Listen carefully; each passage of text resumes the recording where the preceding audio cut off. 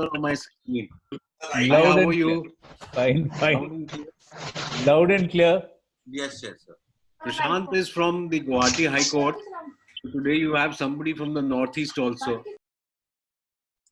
So if Vikas permits, I can start. 10:55. Okay. You 5 minutes. So I'm switching off for 5 minutes.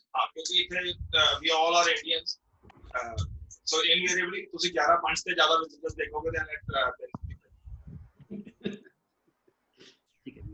No. Apart from Indians, we all lawyers are used to passovers. वो तो इसलिए करते हैं कि psychology पता चल जाए कि जज साहब का मूड ठीक है कि नहीं. That's true. That's true. Now that sir So you have to check the first 3 cases and see if they've all been dismissed. Then you take a passover. And if the judge is in a hurry, you say, please take my case first. Sir दूर तो आए हुए हैं. Arjun Shivram is in Bombay, but still he is linked up. Arjun. Write us something in Devi's asking. Arjun Sharan. Different visitors. Then they got Vishal Agarwal is on the first time on the board.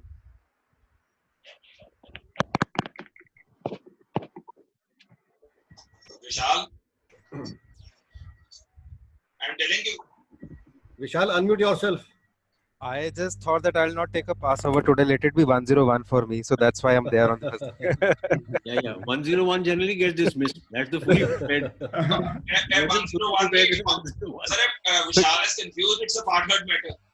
It's a and Corona is going to save me today. That's true. You see, before we started this, we were discussing with Vikas. I was telling them that I think these sessions will help you because I think most court work is going to be done online now. Looks like it. I was told today only in Delhi they have allowed 10 benches to take the battles. In fact, you can have 5 minutes before every session, some lawyer arguing something and somebody behaving like it. You can have a mock court also, somewhere or the other, so that you all get used to all this. So you want this group to dispute over the fact that who becomes the judge here? Whoever aspires not to be a judge will be allowed to become. All aspirants will be disqualified. Sir, taking a cue from your Passover thing, I was present in that courtroom where this Passover thing happened. The first 3 or 5 cases were dismissed one after the other. And the gentleman gets up and says, my lord does not seem to be in a good mood today. Hence, I pray for an adjournment. And thereafter, that order also was circulated a lot over the WhatsApp. It happened before me. Yeah, I know. Justice Rana, I'm proud to name the judge. That's sense of humor. Actually, we need more Not judges. much guessing. We need more judges with a sense of humor. We need more lawyers also with a sense of humor. There's nothing very serious about all this. It's just you do your job, the judge does his job, and everybody goes home. That's about all. Sir, light Vikas, your sound is not very clear today. Yes, because headphone hello. Joshi had said I was quite audible. Desktop problem. So let's start. I think should we start? So Yes, 2 sir. minutes still left. Oh. It's a funny bone, not a funny sense of humor. See, I'll introduce Prashant. Is known to me for quite some time, and Prashant Chaudhary. Prashant, can you just briefly tell them your background, your USP? Is kind of been a challenge because from being a somnambulist, I've kind of gotten up. Like you, I followed you to Sanawar, then I graduated from Campus Law Center. I practiced for a bit in Delhi as a family court lawyer. Came to Guwahati 27 years ago. I was doing criminal law, service law. Then I was a CGSC for 9 years. I was handling extrajudicial killings in Manipur and repatriations from the Armed Forces Special Powers Act and occupation in Mizoram. Chaudhary साहब मैं कहना ਤੁਹਾਡੇ back ਤੇ tubelight चल रही होगी visibility मतलब ज्यादा शाइन है. That's actually, I think, the sunlight. Let me try and close it. Sunlight. because we've had heavy rains, बहुत बारिश हुआ था, so we are looking forward to sunlight today. We had sandstorms and sunlight is a very essential part. यहाँ पर तो we need a lot of it. Are there guns in your background? Yeah. Then I resigned from the government and I became a lawyer for the surrendered militants for 3 years. Then I was a CBI counsel for 6 years. 4 years I was the NIA counsel. I took part in the Jeevan Reddy Commission I was summoned by them. Then I was in Justice Santosh Hegde Commission. There were 5 test cases for this 1,528 killings, extrajudicial killings ordered by the Supreme Court to be probed. So as such, after that, I decided government is no longer a good kind of prosecution, was not really my forte after 15 years. Went back to private practice. I was having a nice, relaxed, semi-retired life till Rajiv Bhallar decided to put me back in action and pushed me back into the practice. Because I realized that 33 years of practice was more than enough for anybody. The time comes to settle down into something. And one of those things is like when we interact like this, I think it brings a lot more to the table than just preparing for a brief, going to the court. And well, after a while, you have a 70 to 80% win in a court whenever you go. If you've done your reading early in the morning and then walked into court when the judge is still half asleep at 10:30. And if you get your case through by 11, you're free by 11:30. That's, I mean, Guwahati standards, you're free by lunchtime. And you can relax in the afternoon. What I do is on holidays, I go riding horses, training the Assam police. I have other hobbies like many, I think advocates have this hobby of bonsais and all kinds of things like that. Gardening, I have a lot of flowers coming my way from Mr. Bhalla. Rajiv Bhalla sends me a lot of flowers. So I've also started growing a lot of flowers. I mean, I used to only grow orchids earlier, but now there are other kind of flowers coming into the garden. So as such, I think as a lawyer, one really learns to enjoy one's time. It's like a very friendly senior in Delhi many years ago told me at 7 o'clock, मैं अभी दुकान बंद कर रहा हूँ. So I said, sir, what do you mean? So he says, this is my whiskey time now. You have to go home. Go back to your chamber if you want to go back to chamber. He says, but I close at 7. So, well, at this stage of practice, I do the same. I close my dukaan at 7 o'clock. घर जाता हूँ. Allah साहब हो गया time. We can start off. जी. चलो. Unmute. Thank you, Prashant, for just mute introducing everybody yourself. once. Yeah. Everybody's can everybody see me and hear me clear? Yes. Yes, Loud and sir. clear. Yes. We dispense with the good mornings, dispense with the hellos, the highs, and everything. And most of you who were here last time, I'll just give a brief recap for those who were not here. And actually, that was a slightly hurried session because even I was uncomfortable. It was my first time doing such a thing. So I was a little uncomfortable and maybe the whole thing was a little jerky. So today, I hope the comfort level is much more. So I'll dispense with the history of land laws also and come straight to what we had started with mainly. The main law is the Punjab Land Revenue Act. And what I had taken you through was that a piece of land that does not pay land revenue is not subject to the jurisdiction of the Land Revenue Act. And for that purpose, I'd refer to Section 3 and Section 4. So all of you, if you have that copy, please go through it as to why a particular piece of land is not amenable to the jurisdiction of the Land Revenue Act. If a piece of land does not pay land revenue, it's not subject. It can't be partitioned. It can't be dealt with by the revenue authorities. And the main piece of land is the land within the Abadi De. That's the land within the Landora. Then I took you through to the record of rights. If you remember, we went through Section 31. All those who are not there can just make a slight note so that they can read it later. Section 31 is in main subsections is subsection 2. Subsection 2A talks of the Jamabandi as to what is the contents of the Jamabandi. And subsection B is the statement of customs respecting rights and liabilities in the estate, which I'd asked everybody what it was. It's called the Wajibul Arz. It's like the constitution and the law of the village. Can I call you back after half an hour, 40 minutes? Urgent. Prashant, you'll have to put your phone on. Okay, then we have the third document called the Shajara Kishtewar. There was some confusion on this. Some people knew, some people. This is the entire map of the estate and the Akshajara. So if all those who were not there can just make notes quickly,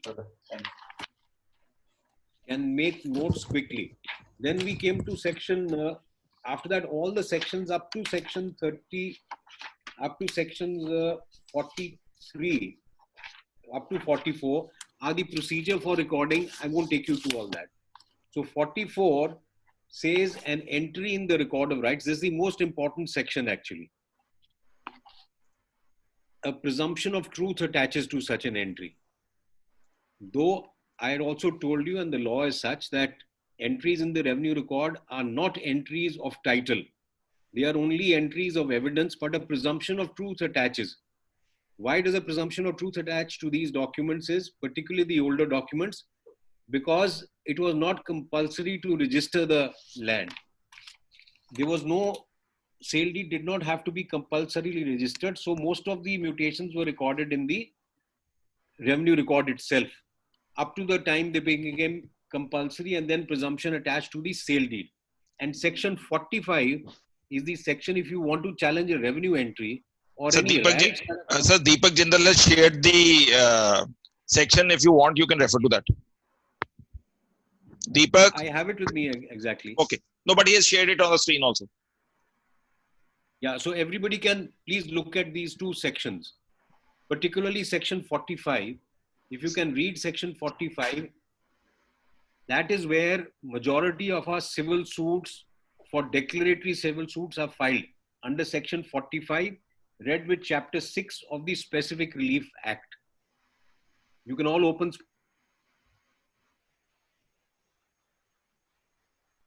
by any entry in the revenue record or any revenue record, you will have to file a suit to challenge those entries.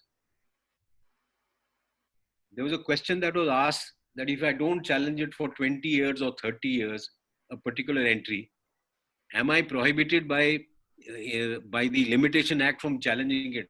Otherwise, normally, so the answer to that is an entry in the revenue record is not an entry of title. It's an entry of the person responsible for payment of land revenue. Your right to challenge an entry only arises when somebody challenges your title. So technically and legally, your limitation would commence from the date there is a challenge to your title and not from the date of entry. If it were from the date of entry, almost every suit would be dismissed as time barred. So till a cloud is not cast on your title by somebody invoking the entry, you will continue, the entry will not oust your right. I'll give you an example. Suppose there's a sale deed in your favor. Let's take an example of today. And you do not file a suit, you do not get the entry in the revenue record. Lots of people would answer then, sorry, you will not be allowed to, because of section 44, a presumption will continue to attach to the entry which is already existing. So you will not be allowed. But you have a sale deed, the title document is the sale deed. So there's no question of limitation. There's no question of the entry. Yes, somebody said something. Nothing, sir. Keep your mics unmuted. You'll get your chance to shoot at me any questions you want to. So sir, we have changed the model. We have said that everybody will, any question will be on the chat box. I can read the question.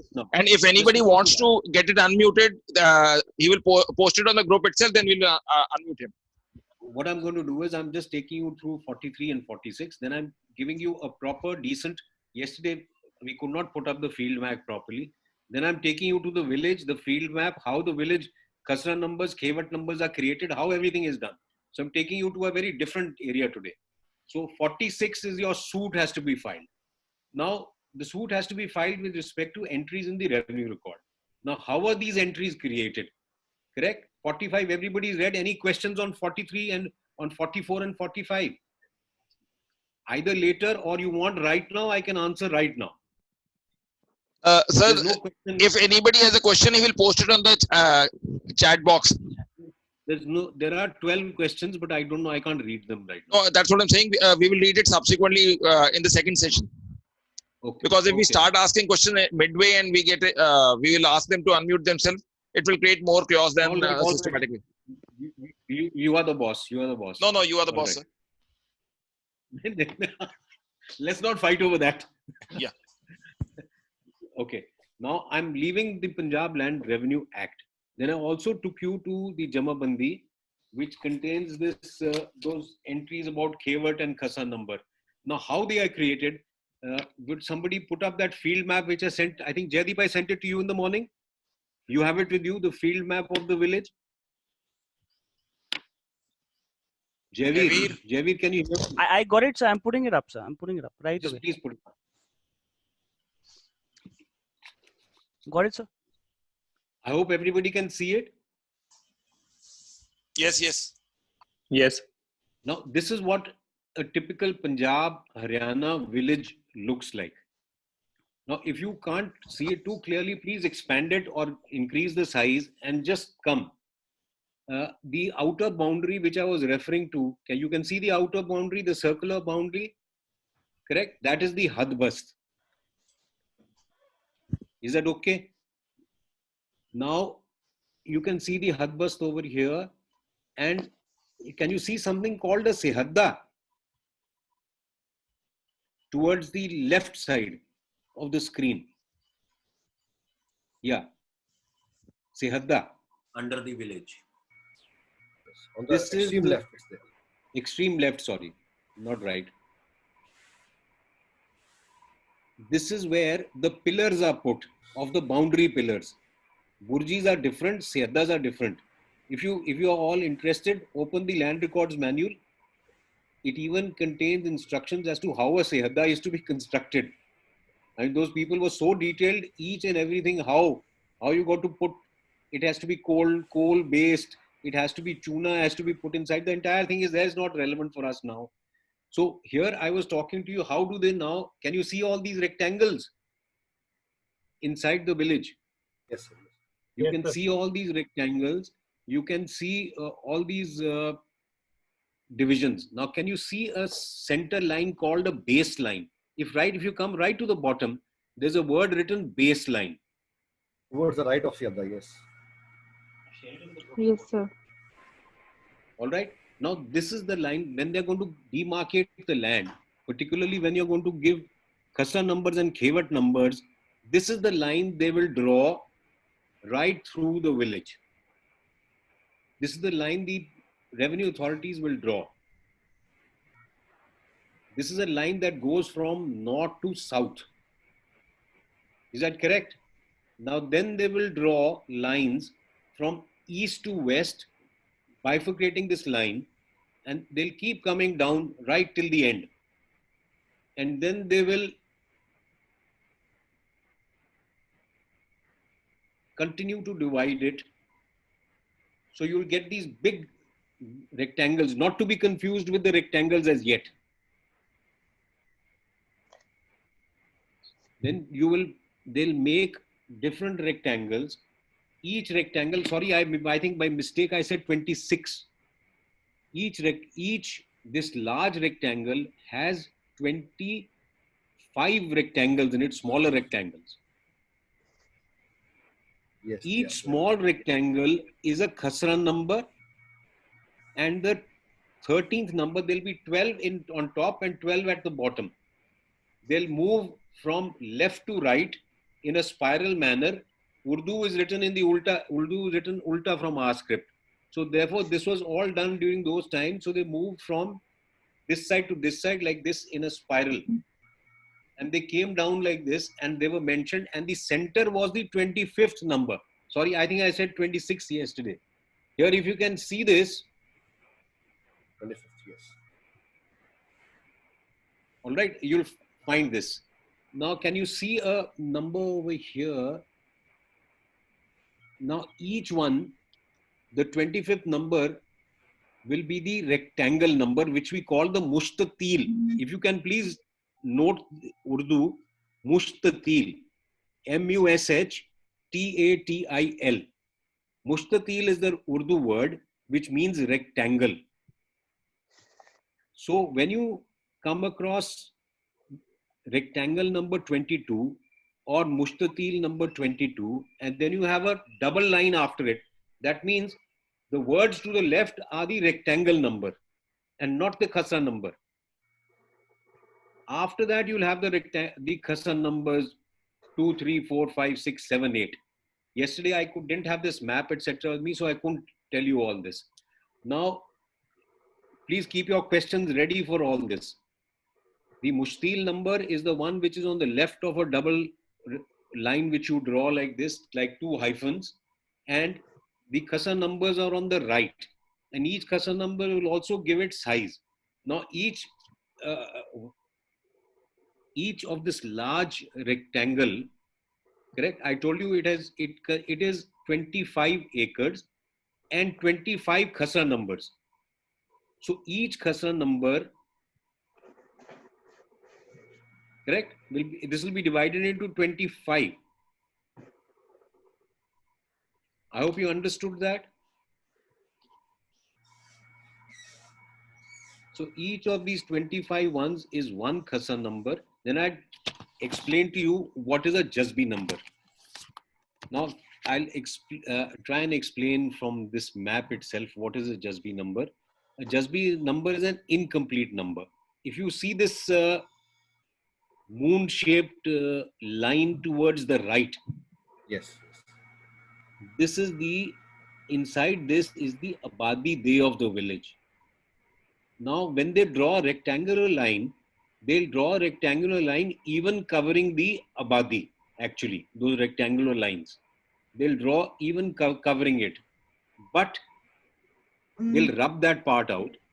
So what will happen will be the khasa numbers which are right next to the Abadi may not necessarily be 8 canals. One khasa number is 8 canals. So it will be less than that. So either they will merge it into the preceding, or the succeeding khasa number to make it more than 8 canals. But if the khasa number is 2 canal, then they'll leave it as such. Then they'll give it a separate khasa number. So now you will, we don't have the measurements of these khasa numbers here. That Jamamandi somehow is missing from my record. So therefore, this is the type of land. This is all agricultural land, correct? Now, this is Abadi Day. Now, Abadi Day is always assigned one khasra number. It will never have more than one khevat or more than one khasra number. Possession is the rule of ownership within the Abadi Day. If you see all these things, Abadi Day, there is no separate divisions. If you can see this within the Lal Dora, correct? Now there is something known as Numbri plot. If you see these within the Abadi Day, can you see this? I just said that there are no numbers signed in the Abadi Day. But this seems to be a contradiction in terms. So what are these? These are the badas, etc., which are allotted to the residents of the Abadi Day, and they are given numbers from 1 onwards till they finish. 1, 2, 3, 4. They don't have a khevat number.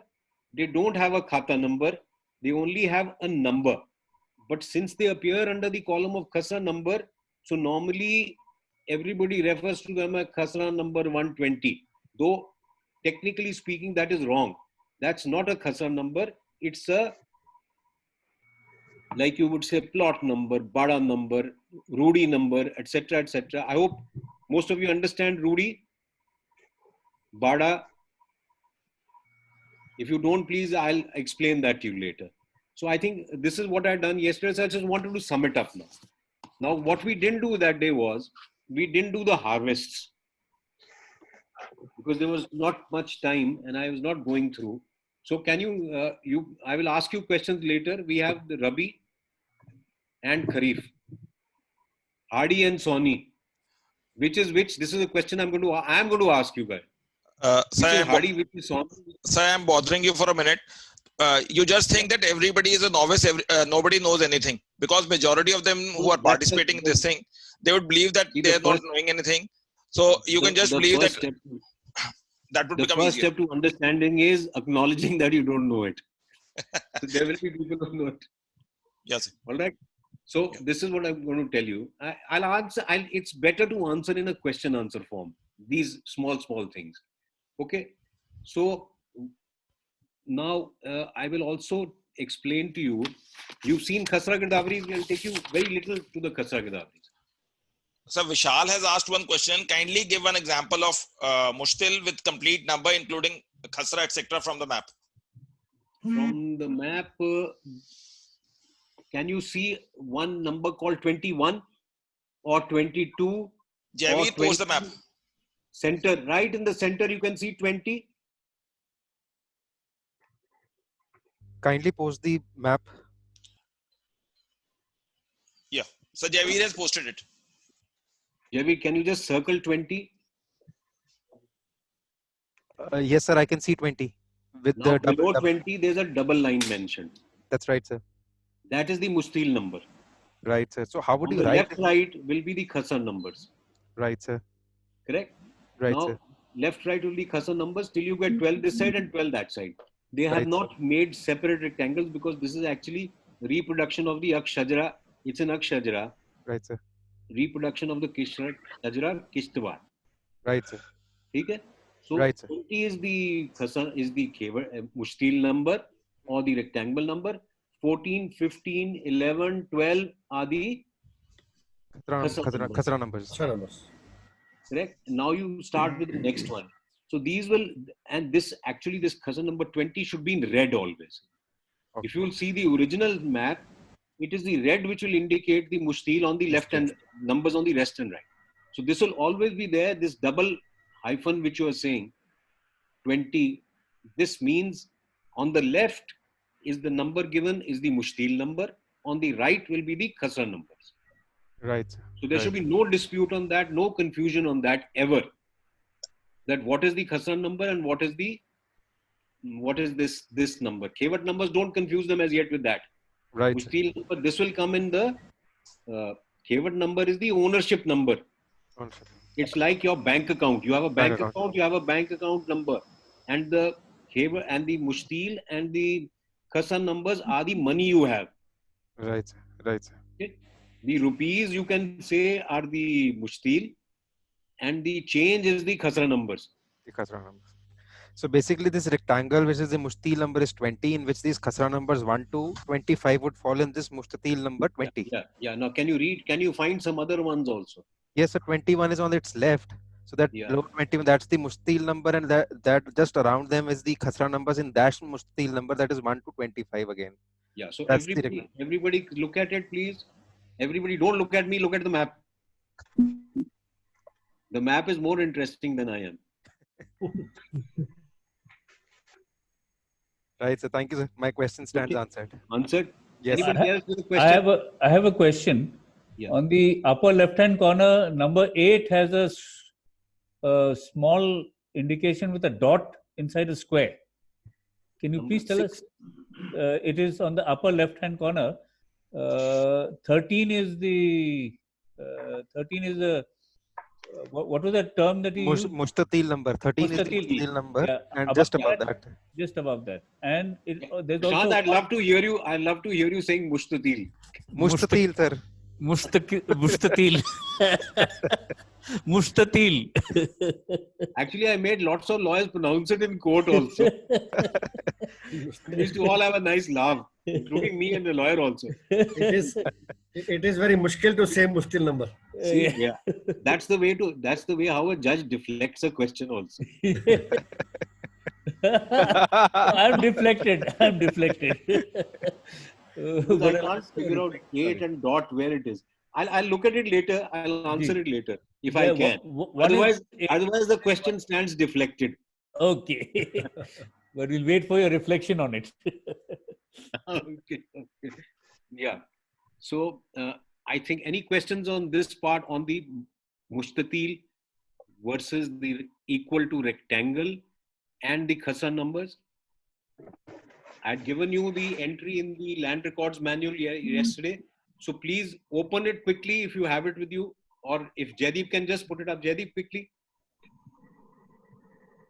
You have who has the land records manual? What sections are you referring to? I'll have it put up, sir. What section, sir? The land records manual. I think I was referring to section 7 yesterday. 7? 7.41 of the land records manual. Just wanted to tell you where it is.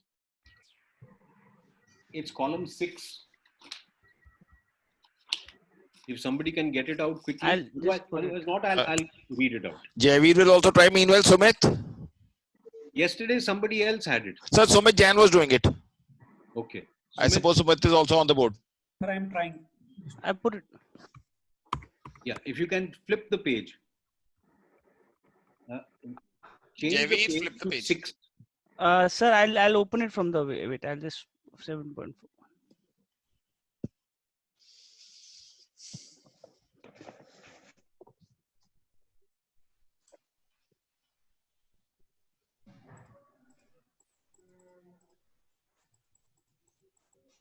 Okay. In the meanwhile, I'll read it out to you guys. I'll read it out.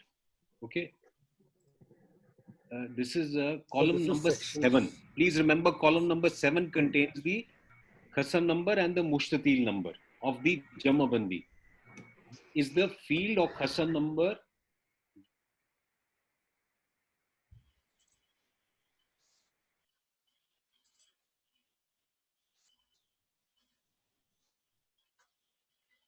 Sir is not audible.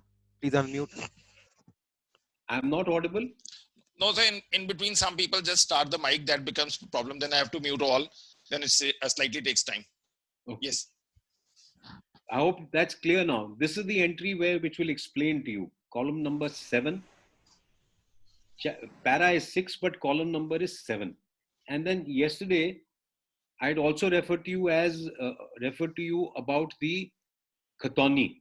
So if you just read a little bit above that, if a share in a joint holding is sold or mortgaged certain fields and the transferor obtains possession, the name of the latter will be shown in the column, not in column number 4 of ownership.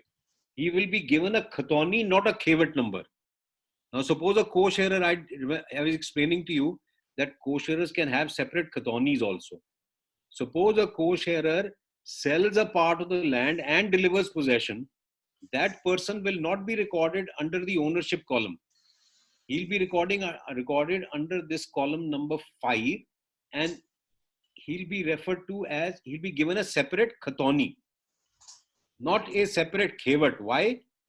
Because separate Khewat can only be given once you partition the land. Then only do you become a Khewatdar. Till that time, you are just a co-sharer. So a separate Khewat is not given to a person who purchases land without partition. Therefore, you got to move for partition. And for partition, you will again come to the revenue authorities if it is subject to land revenue. If it is not subject to payment of land revenue, then you will go to the civil court straight for partition. You have to remember this part also. That payment of land revenue officer. And please try and understand there are 2 parts in the Revenue Act. There's a revenue court also, and there's a revenue officer also. So please don't confuse the 2 things. Revenue officer has different powers. Revenue court has different powers. Revenue court actually rendered irrelevant in view of the Punjab security of land tenures when we secured the rights of tenants. So all those rights which were to the revenue courts, except a few rights which survive, we don't use anymore. So I hope this is all clear. And these were things which somehow I got left out. And column number 9, what I was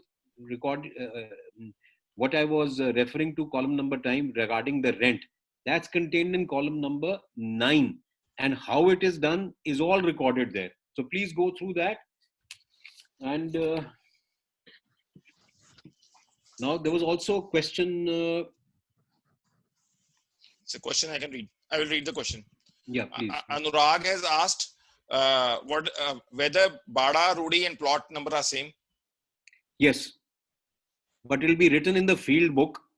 Please go to the field book.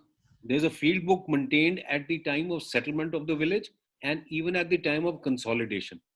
In the field book, it is recorded what land is what. If the land is consolidated, then in the scheme of consolidation, there'll be a clause that badas will be allotted to residents, and badas and the field numbers will be given in the scheme, which I'm going to come to now. Because I am introducing you today, leaving you actually with a little introduction to the Consolidation Act. Because if I take you through land records and I don't take you to Consolidation Act, which is the foundation for preparation of land record, so then it becomes meaningless and it just becomes a reading of a paper and nothing more. So the field book is one of the most important documents which we as lawyers, even as judges, because in the High Court it doesn't come, it comes to us almost as everything has been done. But if you're doing an original matter, in order to determine the area of the land or to determine the area of a Khewat number or of a Khasra number or the area of a Bada, you have to go to the field book. Field book will contain the measurement of each arm. So if there's a dispute, and in fact today there are hundreds of disputes with respect to Badas within Abadi Day. In some villages, you'll find even Badas which are outside the Abadi Day also. So it's not as if it's a very clear, it's a gray area which is still evolving as to what are the rights here. Now these rights, Badas were supposed to be where you kept your cattle and you kept all the cow dung, etc. The Rudis were also there. You kept even your the trees which had been felled, wood, because it was wood-fired food. So all these things were like areas which had been demarcated in a village right from the beginning, because a village, it was a community. You had separate areas for artisans, you had separate areas for kumhars, separate for nais. Everybody had his own separate area. So all these things, and that's how even those developed, those many panas, tholas, pattis came as a result of all this reservation of common land. So with this, more or less, I'm covering this, except, okay.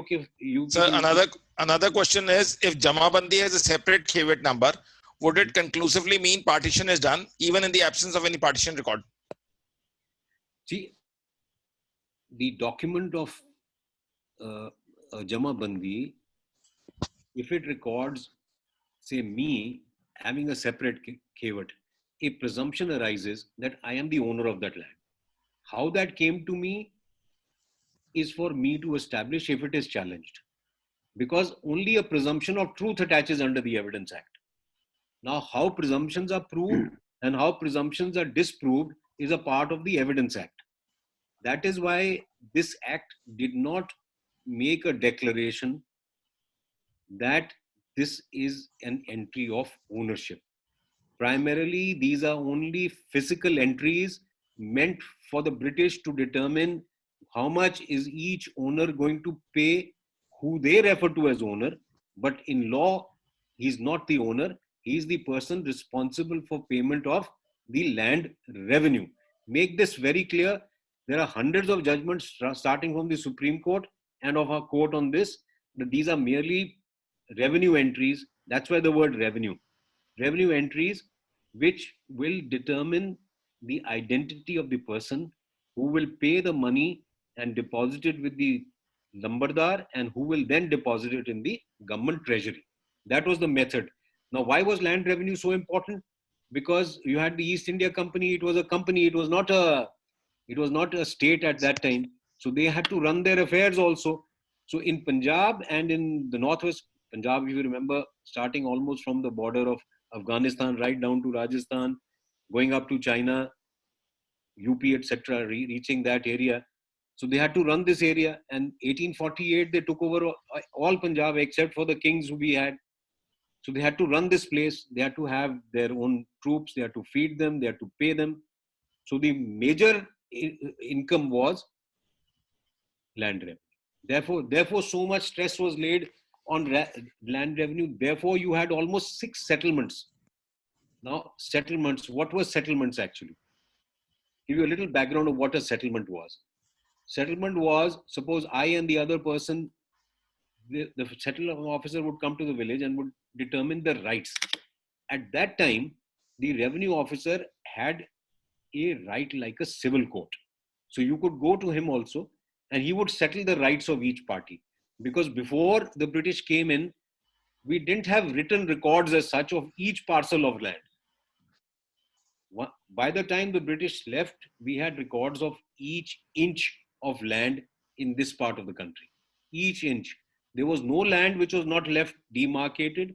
There was no land which did not have a Khasra number, a Khewat number, a Katoni number, its nature, what is the nature of the land.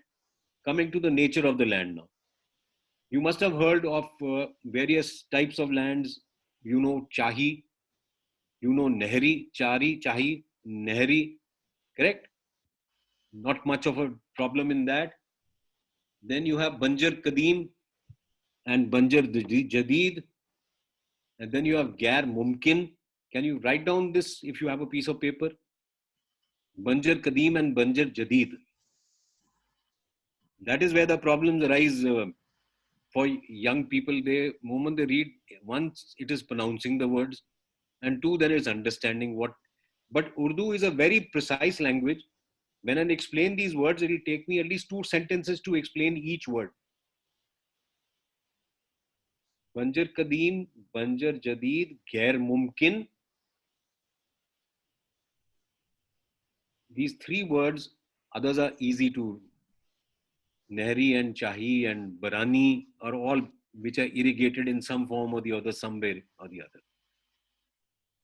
Now, Banjar Kadim and Banjar Jadid are lands which have remained vacant. Banjar Kadim is land which has remained unharvested or no crops on it for 4 harvests, 4 continuous harvests. And after 8 harvests, it becomes Banjar Jadid. So if you, now why these are important, why it's important to understand all this. Now, if a person files a suit for injunction and says, I am in possession of the land, and the court asks him to bring the revenue record, and the land is written Banjar Jadid or Banjar Kadim, straight away as a counsel on the opposite side, you'll say, this is his entire case has got no basis because this land was not being cultivated. So he will bring a Khasra Girdavri which will show cultivation, but which will you rely on, the Jamabandi or the Khasra Girdavri? You will rely on the Jamabandi because presumption of truth attaches to a Jamabandi and not to a Khasra Girdavri. Khasra Girdavri only has persuasive value. It's not to be confused with the annual record which is written in section 31. That's something different. So please understand that is why this is very, very important. And then you have Gair Mumkin. Okay, I think we can leave that to the question. Any other questions? Sir, I can read that. Prashant Chaudhary asks, were these areas demarcated according to the Guild of Professions followed by the village inhabitants, or was it caste-based area allocation? These areas were demarcated without reference to any caste, creed, religion. They were simple demarcations. Yes, within these areas, you had pattis, panas, and tholas, which were caste-based, which were religion-based, where the co-religionists or the co-caste people got a piece of land where they were separate owners.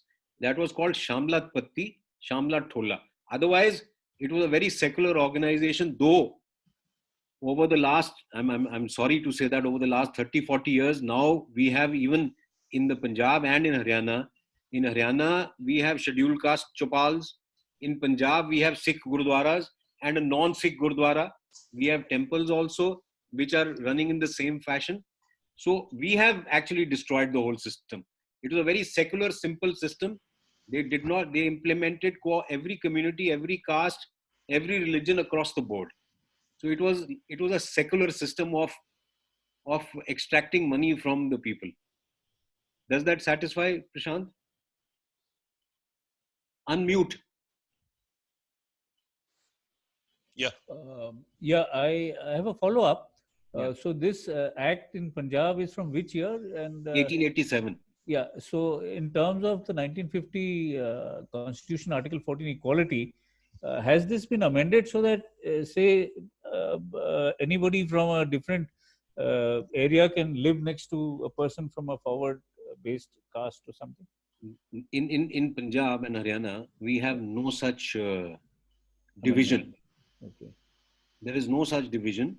Even Okay. within those pattis and all, people live within those areas. It's not a division. It's only the ownership of the land is different, and they co-religionist also, they can sell it to a non-religionist also, or a person from the other tribe also. It was not. It is tribal only in word, that this is tribal law which we refer to. But otherwise, it's not tribal in that sense that there's a prohibition on a particular patti or a panna selling it to anybody else. So two questions are there. One is by Deepak Verma, Anurag Verma. No, there are three by Neha Sonewal. But since it's 11:40, it's the time for break. If you want, we can continue. Let's continue. Okay, we continue. Unless somebody wants to.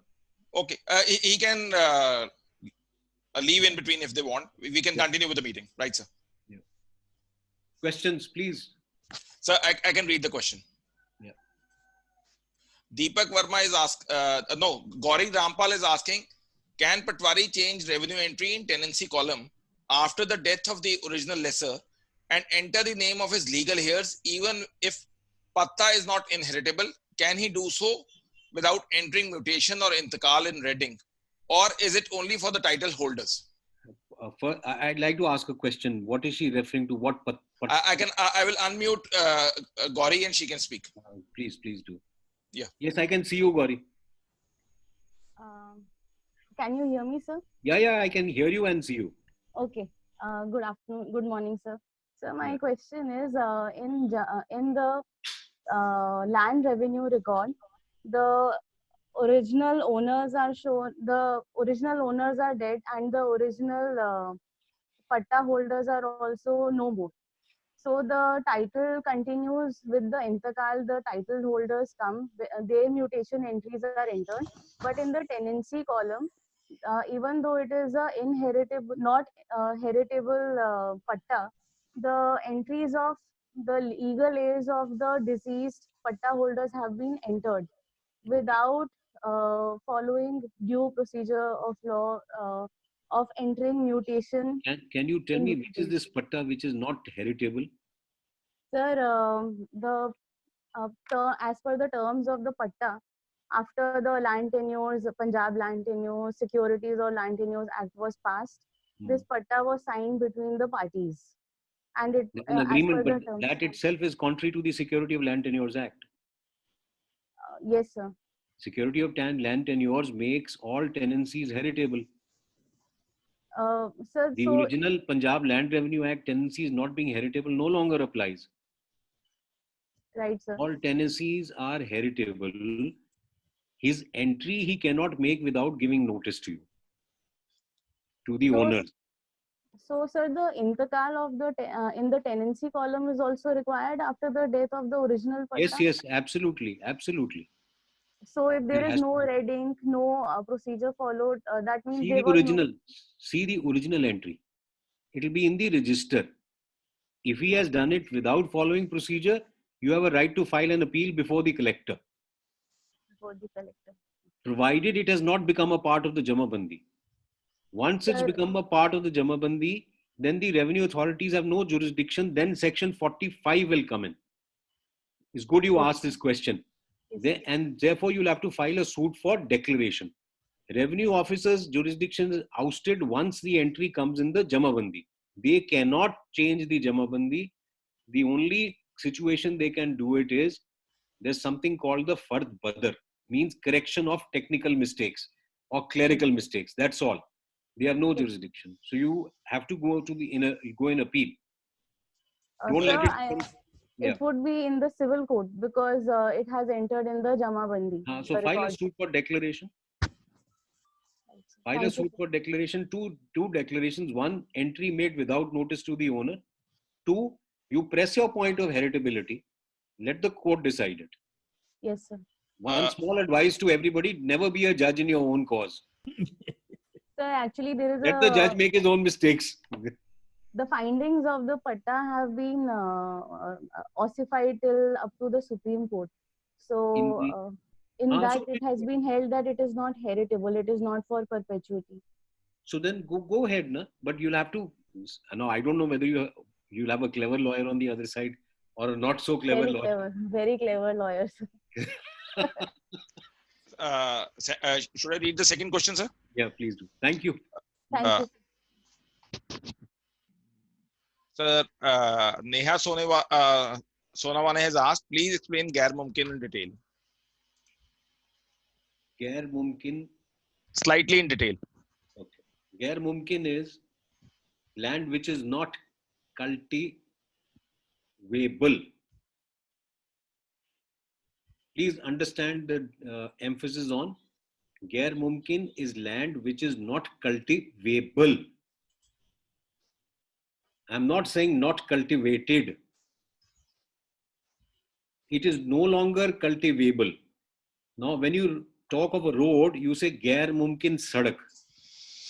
When you talk of a Bada, Gair Mumkin Bada, it is taken out of the cultivated land.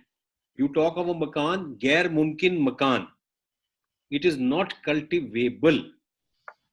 Whereas Banjar Kadeem and Banjar Jadeen, which are also not being cultivated, are cultivable.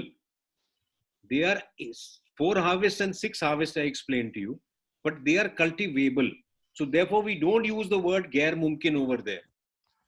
Now, why the British put this terminology? Because Gair Mumkin, no land revenue. Banjar Kadeem and Banjar Jadid, land revenue. Though it is not being cultivated, but because it is cultivable. So the difference is cultivable and cultivated. I told you last time also, I don't remember my judgment. There's one detailed judgment explaining this. Cultivable and cultivated. If somebody can access it, you can circulate it amongst yourselves. In the context of Banjar Kadeem, Banjar Jadid and Gair Mumkin, it was a Gair Mumkin Makan or something. I think it was under probably the Northern India Canal and Drainage Act. I don't remember correctly what it was and why it came up. Is that clear? Neha? Can't see her. So next question is by Sumit Jain. Is revenue still being paid by an individual landowners so as to distinguish the applicability of Punjab Land Revenue Act on such lands on date? See, please understand, the obligation to pay land revenue remains, but the government has exempted payment of land revenue.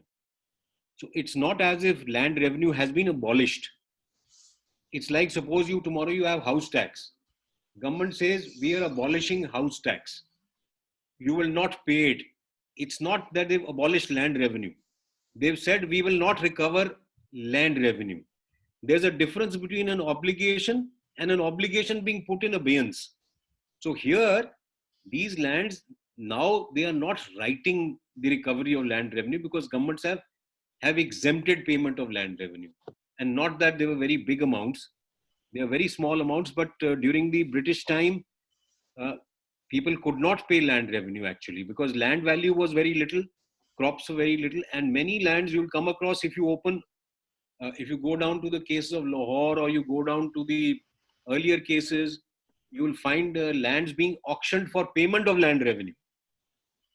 That is why that provision in the Punjab Land Revenue Act, if you all remember, recovery by payment of areas of land revenue, that came in because of this, because people are not paying land revenue, so they were recovered as areas of land revenue. Now every government due is recovered as areas of land revenue. So this is how it came in, and unfortunately, so therefore, when we got independence, the governments exempted land revenue. No question of payment of land revenue. So the obligation remains, but the obligation is in abeyance. Next question. Rajiv Joshi is asking, coming to limitation, if someone has participated in the mutation proceedings affected in the revenue record, but would like to challenge them after the expiry of 3 years, would the suit be barred by limitation and taking the plea that such mutations, maybe on the basis of will, etc., was known to the knowledge of the prisoner? My question is, your question is twofold. One is whether limitation would apply to the order passed by the revenue officer. My answer specifically is no.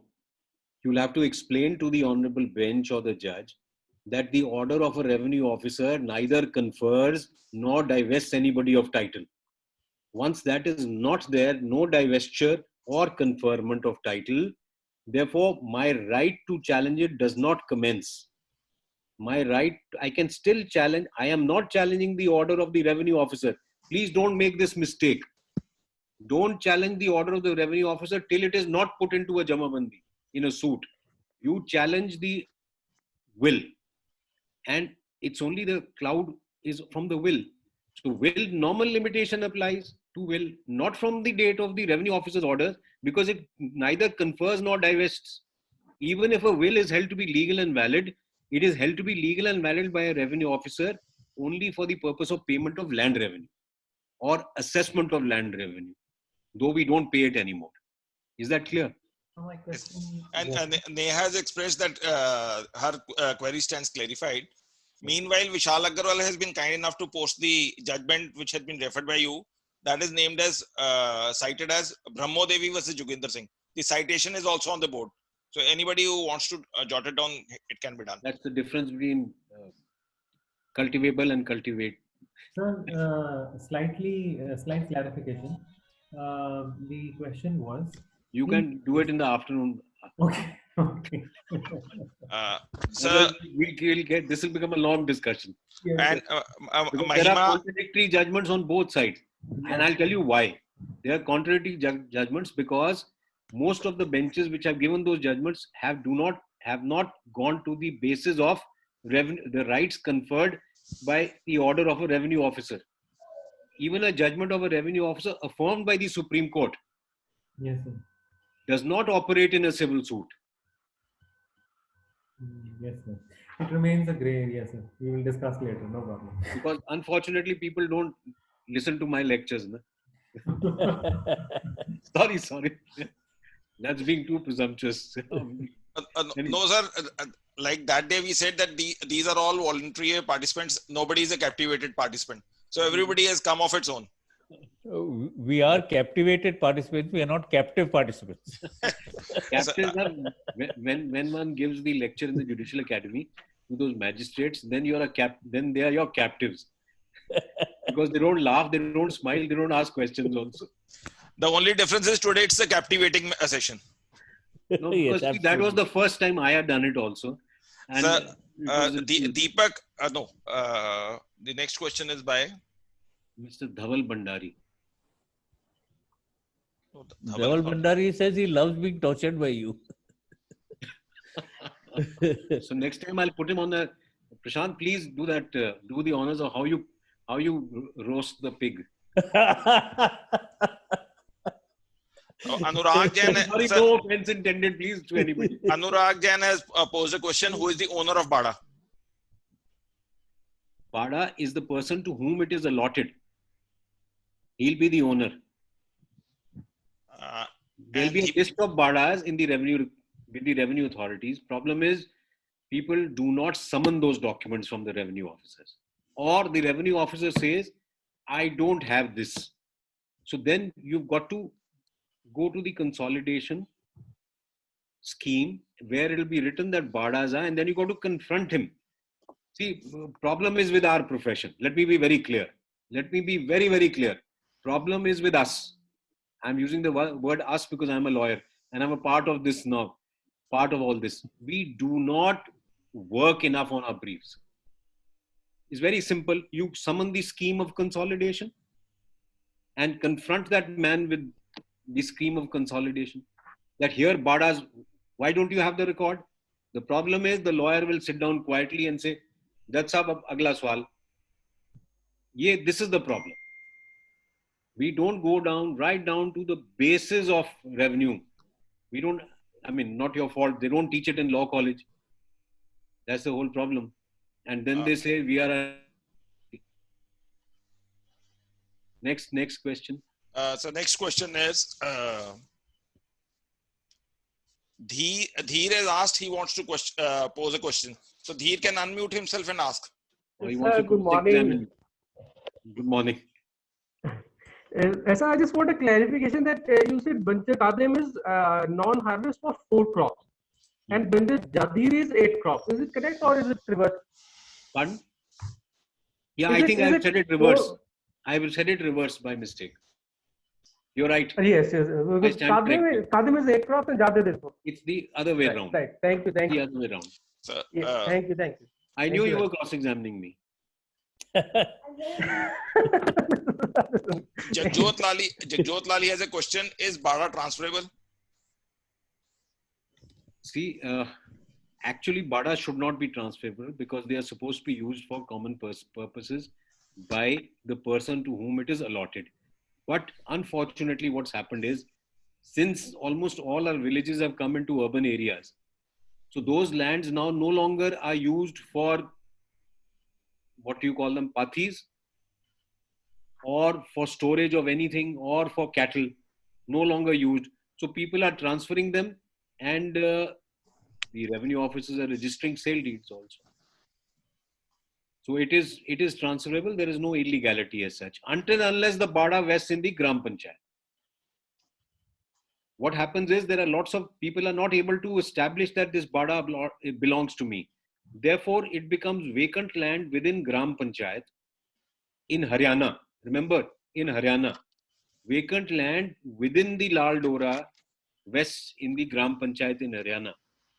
So, if you are not able to establish that this Bada was allotted to me during consolidation, it will necessarily go off to the Panchayat and you will not have a right to transfer it. So you've got to prove, that's what I'm referring, that please work on your briefs a little, ask the client to bring the scheme of consolidation.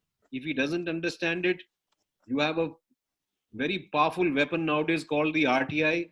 Use that, get the documents under that, and you'll be able to prove it. If you don't have a right, you don't have a right. Next. So Vipul Wadhwa, who is fortuitously would be also one of the speakers in one of the sessions, he's asking a question: is conversion of land possible in these areas? Yeah. Where is Vipul? I can't see him. Vipul, you can unmute yourself and ask. Sir, yes. Good morning, sir. Just want to check that in all these areas, especially in village areas where you're saying that the vacant land will be panchayat. So, how does one get the land area transferred? So basically, from our agriculture to a commercial or a semi. You have to go under that there are 2 acts in Haryana. No? You have to go under that and apply for change of land use, but not of panchayat land. The scandal in Haryana is that land which was common land and Jumla Mushtarka Malkan, which I'll come to in the next lecture when we do consolidation, that has been misappropriated.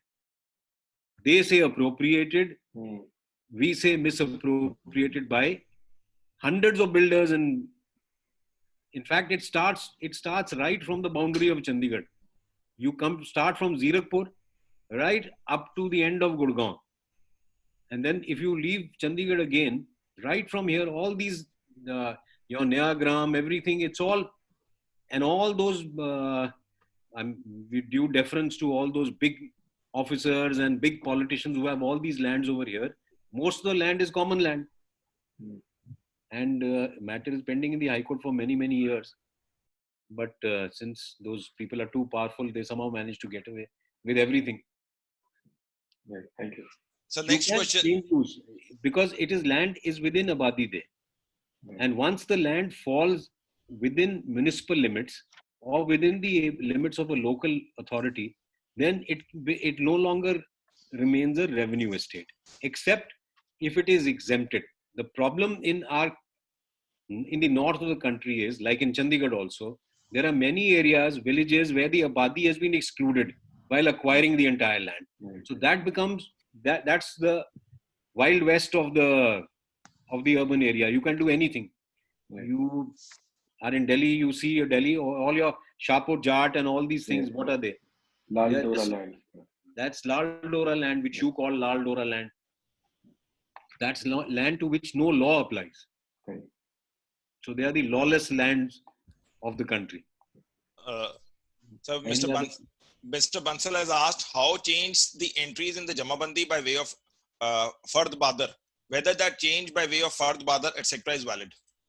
Fard Badar is a change only of clerical mistakes in the Jamabandi while transcribing one entry from one Jamabandi to the next Jamabandi. Correct? So it's only clerical errors, but lots of let's call it simply heraperi is done by sleight of hand by the Patwari. Instead of entering a Fard Badar, which is a correction of numbers or names, he introduces different people. So Fard Badar is actually a very important document for people who want to cheat. So they use it, but you can get it set aside. There's no issue as such. Sir, DK Singhal is asking what is the purpose for allotment of Bada and who are eligible to get it? The residents of the village who live within the Abadi, that's all. And the purpose of the entry, the purpose of a Bada is to allow you use for common purposes. So whatever not.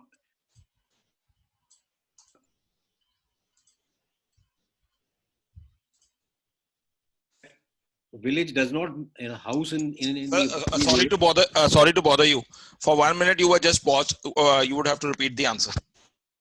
Okay, you muted me. Yeah. You dared to mute me, you mean? Sorry. That is talking like the judge. No, that only shows to err is human and to forgive is divine. And divine in this case is yourself. So I've forgiven you. Thank you. Anyway, a Bada is allotted at the time of consolidation. All these, that village map which I showed you is a consolidation map, which is created during consolidation. So each one, if somebody can put up that map again, I think. Fortuitously, Javeer is not there. I will ask Sumit Jain if he can help it. This map I think is with Javeer because. Then Yajur, you will have to call Javeer. It's put on your WhatsApp group also, actually. No, Sumit has posted it. Sir, Sumit has posted it. Okay, thank you. As usual, Sumit is spot on. Now, can you see these numbering plots within the Abadi Day?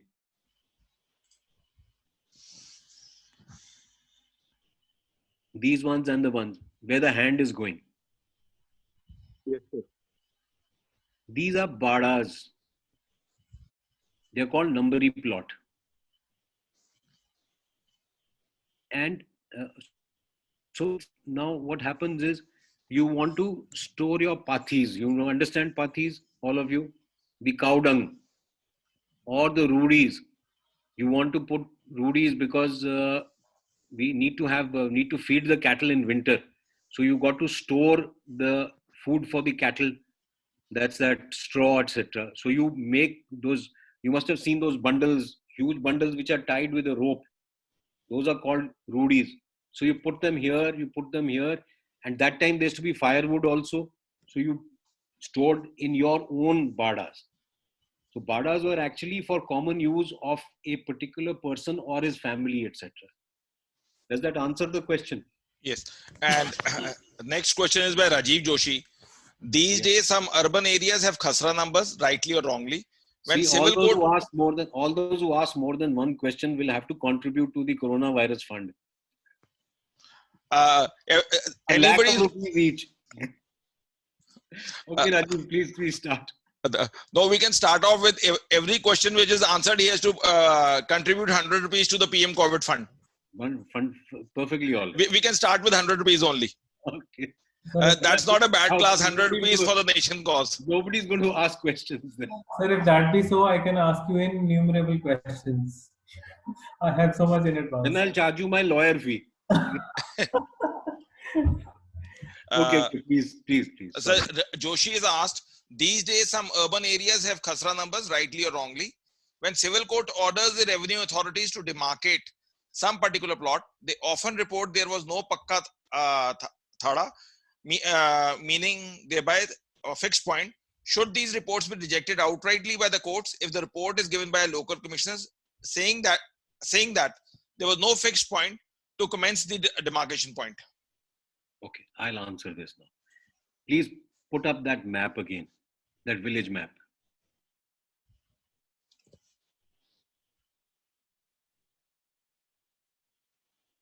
The map shows that everything has been divided into rectangles. The map is not created with respect to any pakka points. Is that correct? Now this pakka point thing is a 1910 Financial Commissioner instructions, which unfortunately till today are a part of the High Court rules and orders also on how to do demarcation. Everybody, including myself, I also forgot to get them amended when I was a High Court judge. Now you have this rectangles. So where's the question of any problem? All you have to do is you got to take the Akshajara, part of the Akshajara, put it on that land and say, this is what the Akshajara shows. Now, if there's any other property in those lands, it's very simple. So, but unfortunately, courts have not accepted this because of the lack of an amendment. Somebody has to challenge it. Sir, those financial commissioners' instructions as well as the High Court rules confuse the issue all the more. I have read so many reports given by the local commissioners, who often are the tehsildars or the revenue authorities, saying कि मौके दे उत्ते कोई पक्का ठड्डा नहीं मिल सकिया. Yeah, so because I'll tell you why. I told you yesterday. Yes, sir. Please let me complete this. Fair B. एक point ਨੂੰ ਨਿਸ਼ਾਨ ਮੰਨਦੇ ਹੋਏ ਉੱਥੋਂ measurement start ਕੀਤੀ. Oh, sir. Then how logical that remains? In my opinion, that's entirely incorrect. Yes. Because nobody is using this rectangular map, this map of rectangles. Now, just if we go back to that, we had just done rectangle number 20 plus khasar number so and so, correct? Each khasar number is 8 canals. So where's the problem? If you enhance this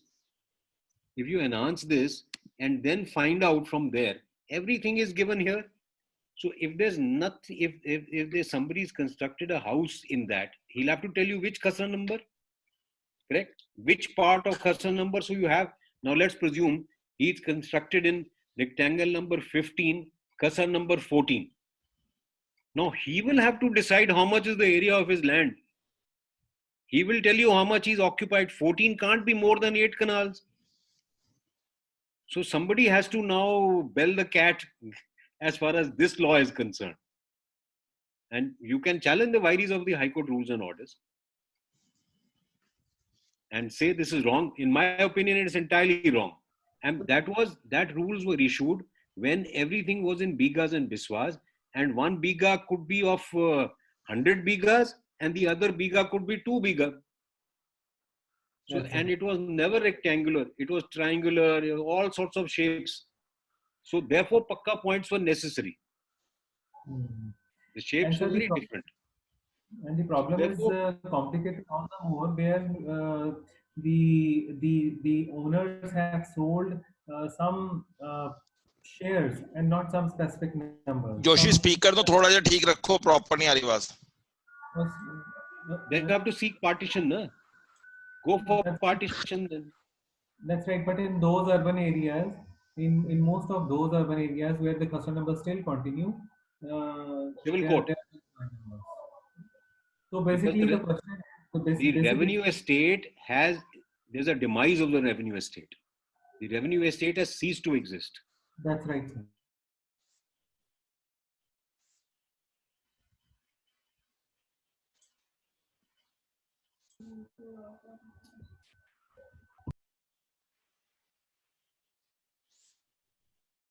Sir, unmute कर दो.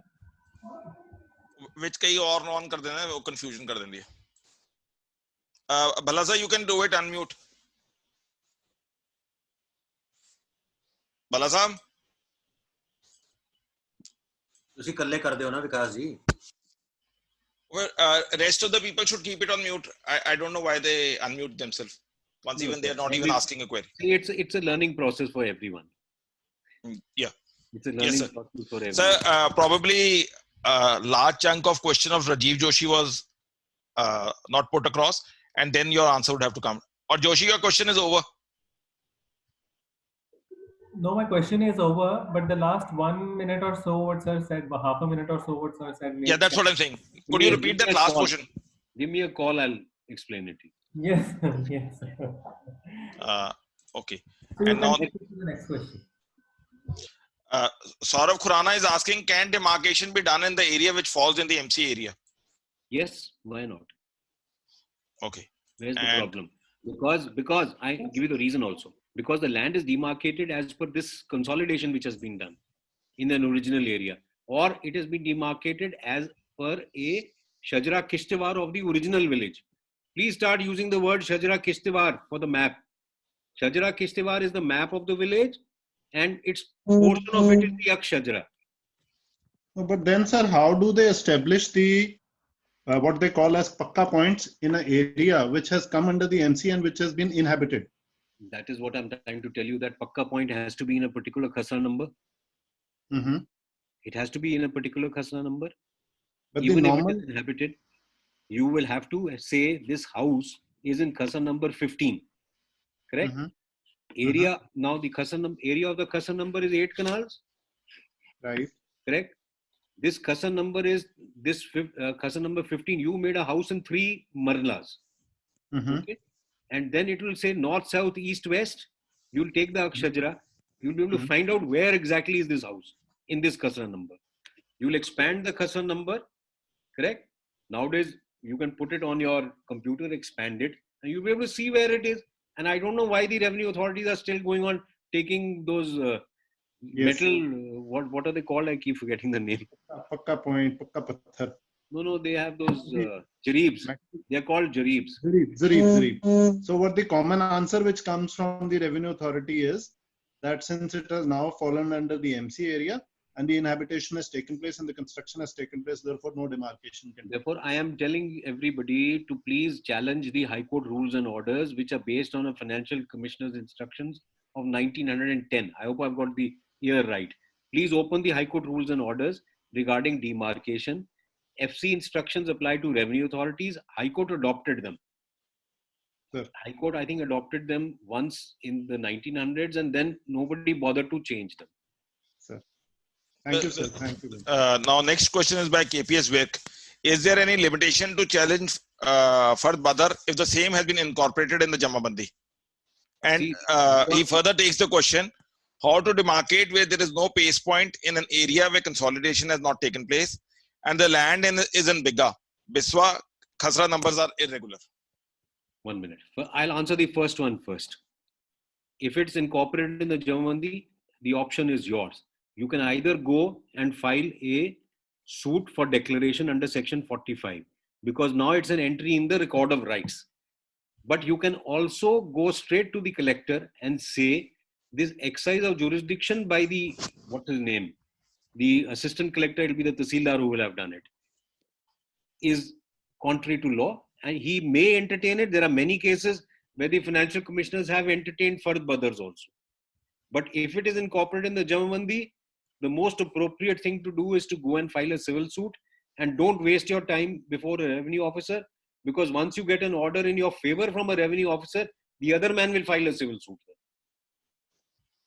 That Jamabandi already done. So where is the question of the financial commissioner setting it aside? Because the section 45 says anybody aggrieved by an entry in the record of rights shall approach the civil court. It is that provision that prohibits the jurisdiction of the financial commissioner. And then also this section right at the end of the Village Common Land Act, sorry, not Village Common Land Act, Land Revenue Act. I'll just show you at the end, which gives what is prohibited and what is not prohibited. Sir. And I'll just give you, you can read it on your own.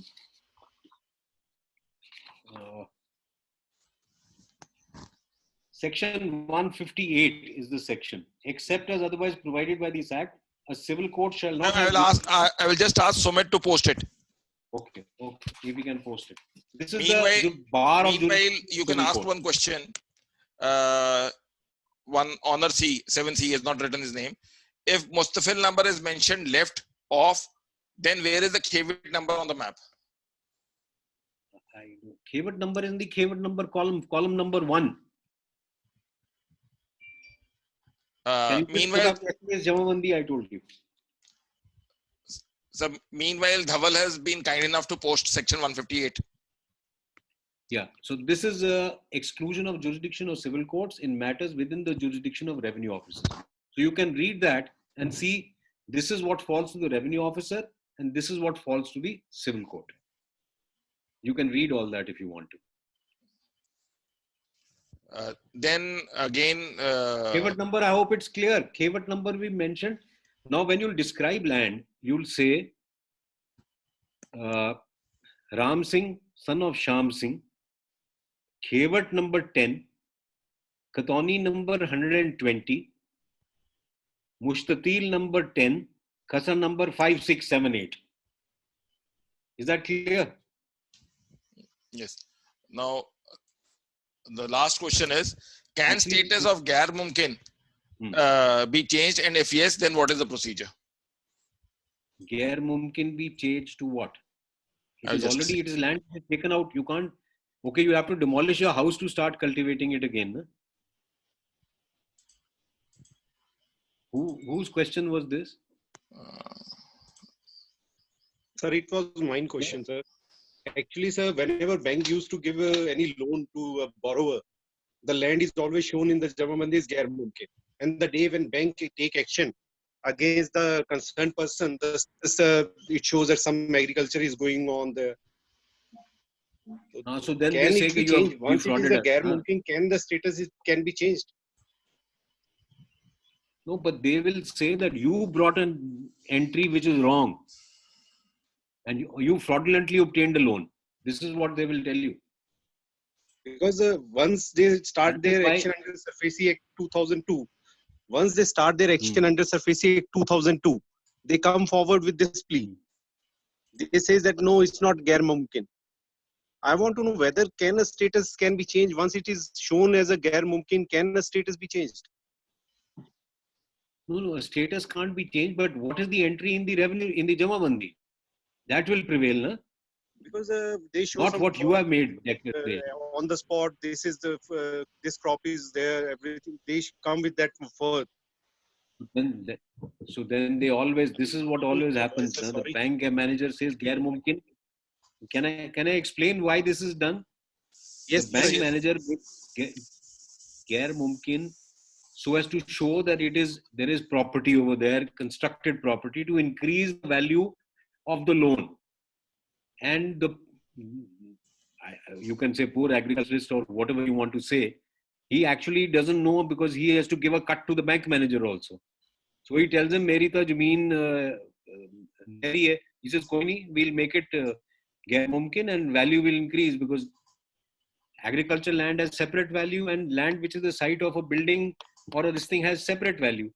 And therefore, people get sucked into making these wrong entries, and in fact, sometimes they even produce fraudulent Jamabandis over there to show it as Gair Mumkin, something or the other. Sir, generally it's happened in poultry cases because somebody wants to have a project of poultry farm. They show this Jameen, though it's a cultivable, but they show this is a Gair Mumkin land.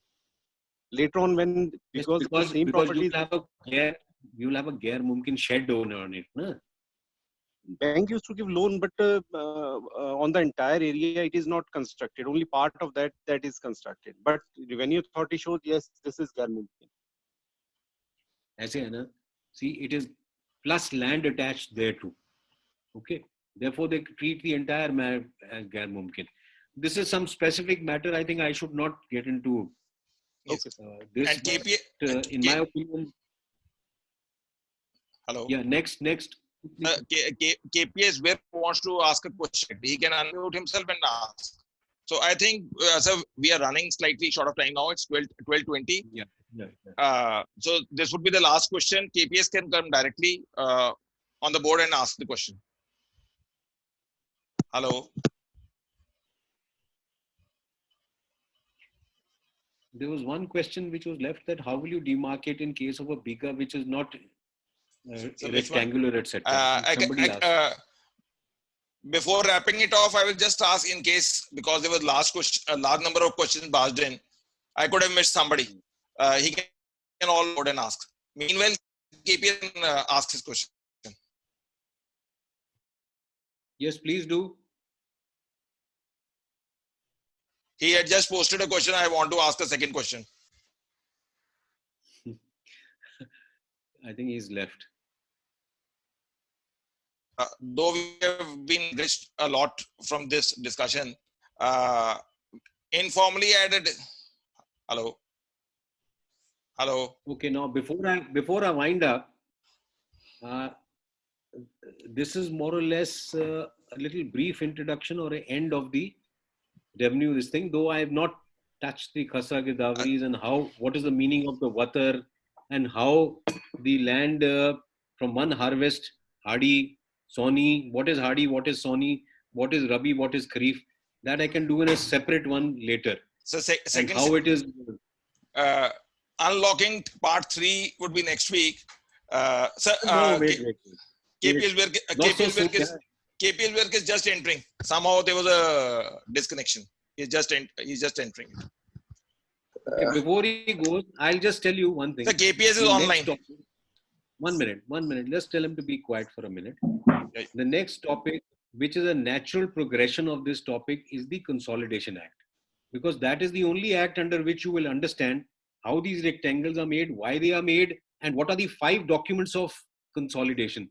Jaideep, can you just quickly put them up if you have it? Jaiveer, sorry, I keep saying Jaideep to you.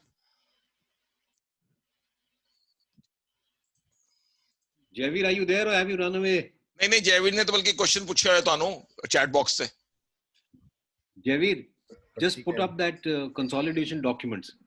I got so it. That, right away. And can you just put them up on the WhatsApp group so everybody can read them next time? Jaiveer? Yes, I got it. I'm just putting it up.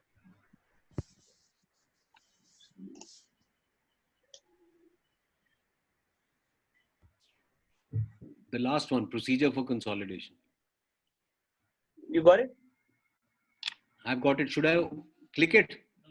This is open. This can be read. The procedure adopted can be read from starting. You can just read it. You have to click it. I need to expand. Jaiveer will have to click it. Jaiveer? Yes. Jaiveer will have to click it. You'll have to click it, Jaiveer. You haven't opened it. Wait, I'll just a minute. Just a minute. I'm doing it. Just open it.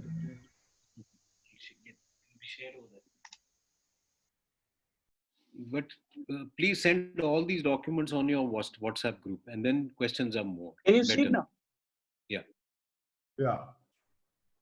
I'll just quickly go through that. Abadi area inside Lal Lakir is not disturbed during consolidation. Details I give you later. The first document is called Khatoni Ijtimal. Second is Naksha Hakdarwar. Then Register Karway. Then Khatoni Paimaish. And Misal Hakiyat is the final document. That is the first Jamabandi prepared after consolidation. These words are little tongue twisters.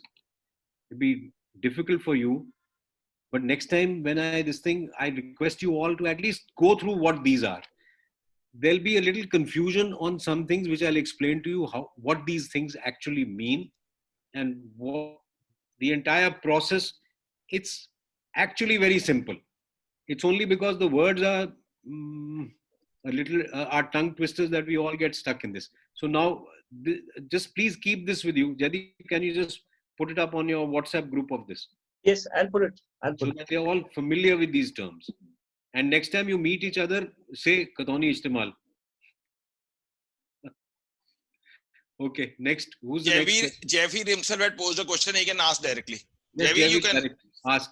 So I was just clarifying with regard to a Kharif crop will be sown in the summer and harvested by November. Is that right, sir? Which one? A Kharif crop. There are 2 crops. Kharif and the Rabi. Correct. Yes, so you tell me how many crops do you have in a year generally? Kharif is sown in summer. Kharif is sown in summer, harvested in October. The exact dates are available in the land records manual as to how they are sown, how they are harvested. And Rabi is sown in winter and harvested in summer. We are going through the Rabi crop right now. So Rabi is wheat. The other one you can say is rice. Now it's also the word that causes confusion is Hadi and Soni. Yes. In Punjab, you also refer to them as Hadi and Soni. Now, a way of understanding one small little trick which all revenue lawyers understand is Hadi is 4 words, Rabi is 4 words. 4 words. So Okay. Hari is the same as Rabi. Kharif and Soni are 5-5. So Kharif and Soni are the same. The little tricks of trying to understand. 5-5, same word, 4-4.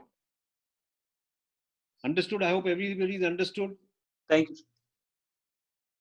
But I'll explain to you how the Khasa Godavari comes. That's that line which is there in the Khasa Godavari's left and right. In Haryana, it is from one direction to the other. In Punjab, the directions are different. So when you are looking at Khasa Godavari's in Punjab and Haryana, there are different directions of others. I'll explain that next time. There's a request from Puneet Seko. Since majority of the documents have been shared by either Javeer, Sumit Jain or Vishal Agarwal, one of them has to consolidate, do a pro bono work, and she has requested it could be circulated on that CLC group. It'll be done, sir. I'll do it. Okay. So, so meanwhile, I think so. There's no other question. But before we wind up, I will just ask, since Varuna is from Delhi, she has certain ideas how to go about in the law and how to proceed by virtual platform, video conferencing, etc. Because we all lawyers, it may not happen one day that we are all enriched with knowledge, but we do not know how to go about it in the courtrooms. What in the WhatsApp jokes are coming, मैं करता की सी, रहता किथे सी. Don't bother. Don't bother. You make your own jokes. Varuna will tell slightly yes, Varuna. The roadmap ahead. Good afternoon, everyone. The knowledge imparted by Justice Rajiv Bhalla is like very enriching and very helpful.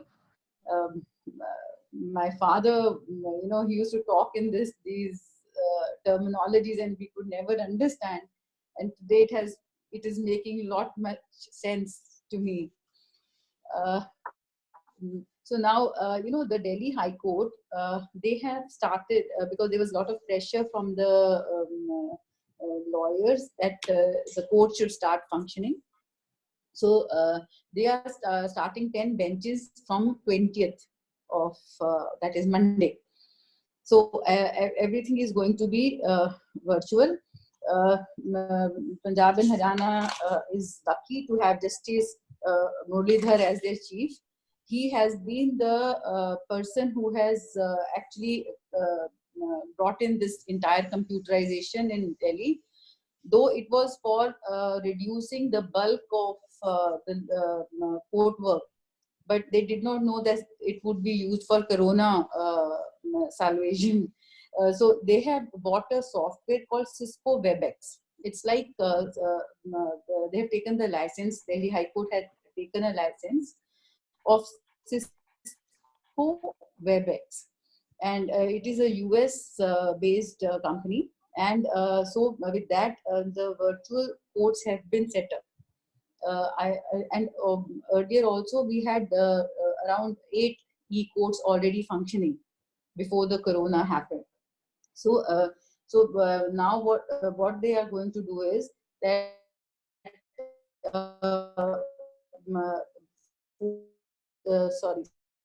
6 DBs and for signing of the order and you have to get closer to your mic. So he would be sending it either through the messenger to the other judge or by their digital signatures, which they have been using for their Varuna ma'am, kindly keep your iPad slightly closer to your face. The audibility is slightly poor. Is it better now? Yeah, much better. So the messenger will take the judgment to the signed judgment to the other judge, and he will sign and upload it, or it would be digitally signed, and that would be done. So see, one fine day, all the lawyers cannot be going to the courts.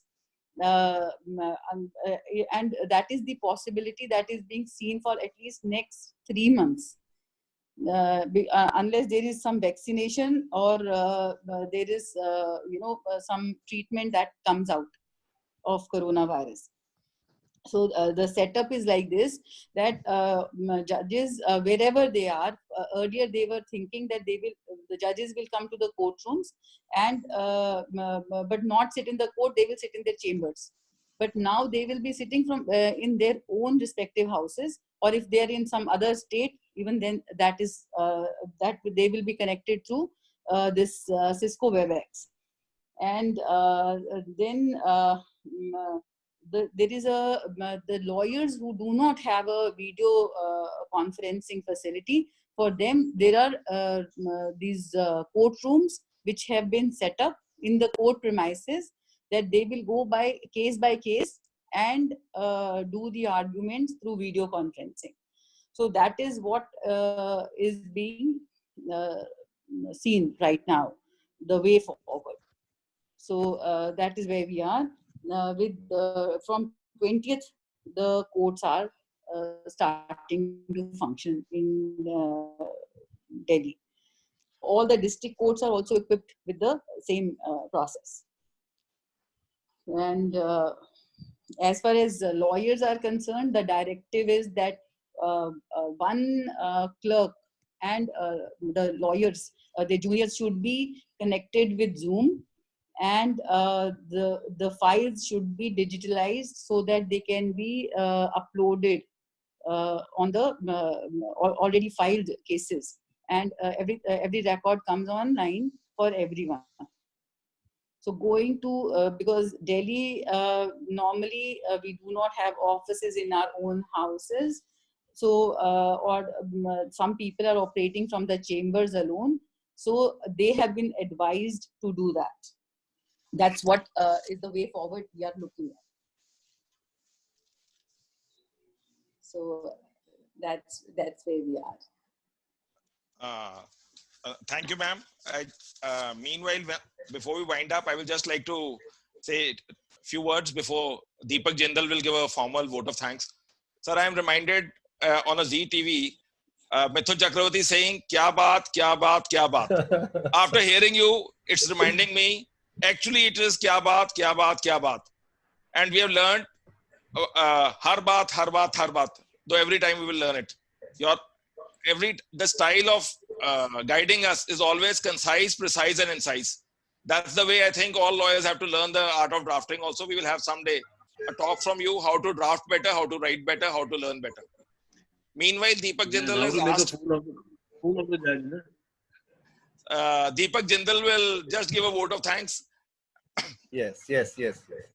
Well, nothing more remains to be said after Vikas Bhaiya's kya baat and har baat.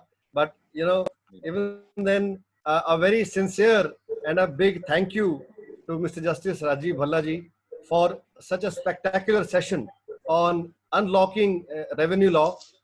See, this has been rightly worded as unlocking revenue law, because these revenue terms, this revenue law was really locked in our minds. And we have a very deep sense of appreciation for a very enriching explanation on these terms, Khewat, Khatoni, and this really tongue twister term, mushtatil. Sir, we assure you, now it is no more mushkil for us to pronounce it mushtatil. And we have understood it fully now. From a range of topics like regarding entries of ownership, settlement of rights, nature of land, Yaar Mumkin, Banjar Kadeem, Banjar Jadid, Chahi, Barani. What is the validity of orders of land revenue officers? We had a very enriching experience, sir. We thank all the participants also for having such a spectacular webinar, and we have all very greatly learned, sir, and we have all been inspired. by your session. Thank you very much, sir. Just before winding up, I will ask Vipul to come on the board because one of the session Vipul is to take. Vipul will introduce himself, the day and time he's there. And sir, just to, for the information of the other members who are already on the panel, Mr. P.S. Patwalia has agreed to give one talk. Probably Mr. Atul Nanda is coming. Mr. Puneet Bali has agreed. Then we have Anirudh Krishnan from Delhi, Anirudh Vadwa from Delhi, who is the arbitration law. So we will just get it flooded with lot of sessions. I think it will be enriching. Vikas, Justice Kumar has also agreed. That's fantastic. Before we just part, Vipul, just give slight introduction and when you are coming on the board. Good afternoon, everyone. So, as Vikas, you have taken some big stalwart names of renowned judges who are coming. So, I'll also make an attempt to give a webinar on the concept of damages under Section 73, 74 of the Contract Act. And since in all our cases, be it related to consumer matters or otherwise, we are continuously dealing with this subject. Especially if you're doing arbitrations, the concept of damages becomes very important. So I thought that I'll just share that with you. So next week, we can do it on Wednesday, 4 o'clock, as Vikas had suggested. So I would just request everyone, please be there, please feel free to ask questions, and I'll try my humble best to answer all your queries. But, for everyone, though everyone have read it on the WhatsApp group, next session, though it will not 1.5 hours because question and answers in the second session of 4 o'clock, which we have started off. The team has decided that the session for the evening sessions would be short. The topic for today is primer on the IBC, insolvency and bankruptcy code. The key speaker is Anirudh Vadwa, who is a practicing advocate at Delhi and Supreme Court. Plus, he is the co-chief editor of Bachawat's Law of Arbitration and Conciliation, chief editor of Vadwa Law Chambers. I suppose it will also be an enriching, and arbitration is an incoming field. So, thank you to everybody who has participated. For updates, they can visit the WhatsApp group or the Facebook page. Thank you. Stay blessed.